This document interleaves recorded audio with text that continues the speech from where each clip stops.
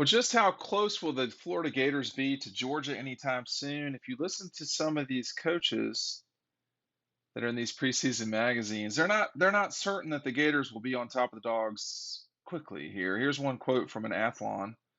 It says, "No one thinks they're going to suddenly right the ship and close the gap with Georgia. You should look for a more settled quarterback situation, better turnover ratio, winning ugly at first."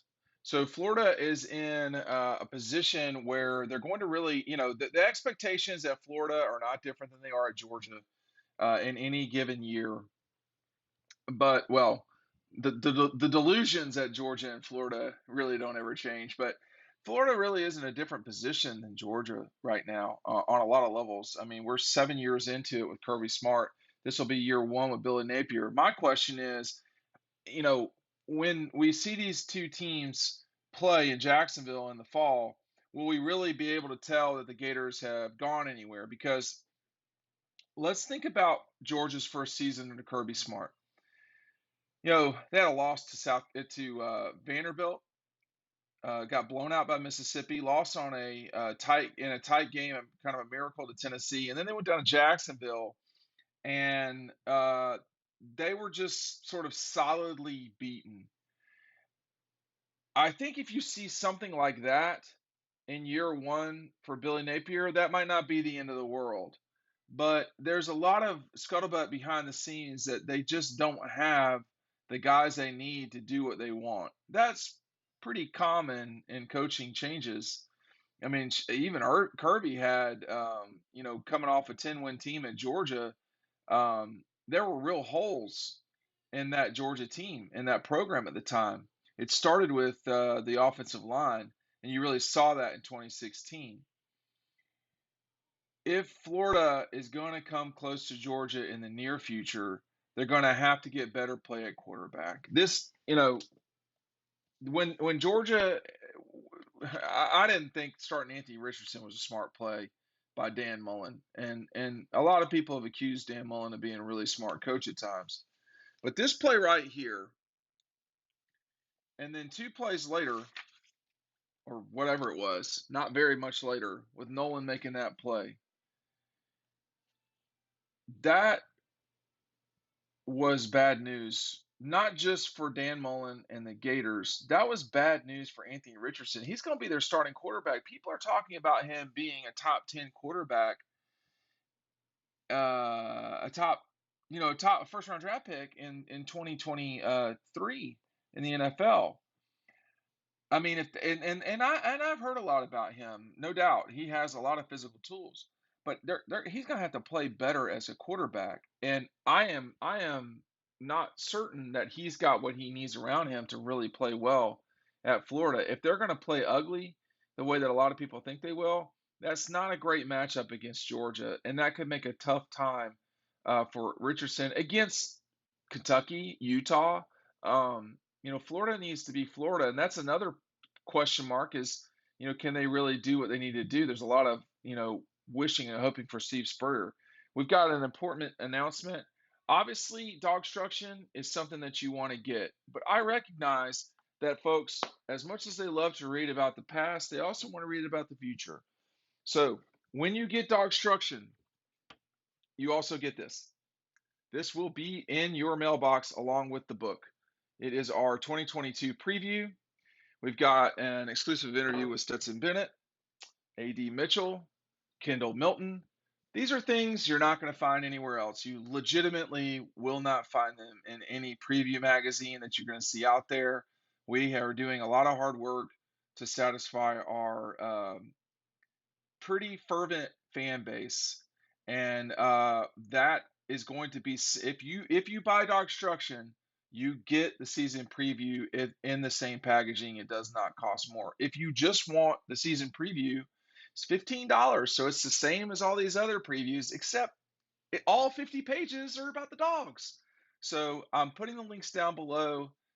Take advantage of that. I'm only printing a particular amount of magazines. I'm not printing thousands upon thousands of these. So get it now, and it will ship out when I get them, which I anticipate being in about 10 days. Back to what we're talking about. You know, when you think about, okay, so Georgia's just won the national championship, right? I mean, I think we are all aware of that, particularly the haters in the comments down below, from a lot of Alabama haters and Florida haters and Tennessee haters, etc. But Florida was not coming off a national championship when Kirby was hired. It had been 8 years since they had played for a national championship and won it in Gainesville. Georgia is coming off. I don't see how you can describe it any other way than they're the best 5-year run that they've ever had. I mean, it's exactly the same as 1980, with the exception of, that team, without playing in the SEC championship, won 3 SEC championships, one of which they shared with Alabama in 1981. This team has played for a national championship and lost, like 1982.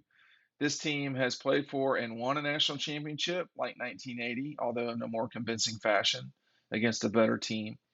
This team has won the Rose Bowl, Peach Bowl, Sugar Bowl, and Orange Bowl. That is not something the 80 group did. These guys didn't have a massive play, but I'm getting away from my point. Florida is this will be the third coach that is dealing with Kirby Smart at Florida. And Billy Napier, I think, wanted the LSU job, and LSU didn't want any part of him. That may have been because they knew they had Brian Kelly on the way. But this Gator group is entering a time where they're going to have to get more serious about winning big in sports, generally speaking. They are confronting a real life bully that doesn't look like it's ending anytime soon. Tim Tebow left Florida. Urban Meyer was out the door 2 years later, a year later. Urban wasn't a Florida guy. We are not at the. I don't think we're closer to the end of Kirby as much as we're nearing the middle of his time. So when you think about how many more of these moments can there be, the short answer is quite a few. Um, I don't think that's out of the realm of possibility at all. I don't think it's out of the realm of possibility that Georgia wins the national championship in 2022. I just think it's hard to win the national championship. So, but can the Gators close the gap now? No. Can they close the gap over 3 years? Yeah, not with Rob Sale as their offensive line coach. I mean, I feel like I have to point that out. That did not work in any way at Georgia, period. And there were, I mean, obviously, I know a lot of the players at Georgia. I don't always report every single thing I hear, but that season, there was just a lack of confidence, as well as does this guy know what he's doing? That was associated with Rob Sale. We'll see. I mean, Billy Napier feels like he knows what he's doing at Florida. I don't. I mean, he certainly knew what he was doing at Louisiana. The skepticism, okay, is that this is not Louisiana. This is not the Sun Belt, and that this situation. I mean, Florida should be a top 5 program.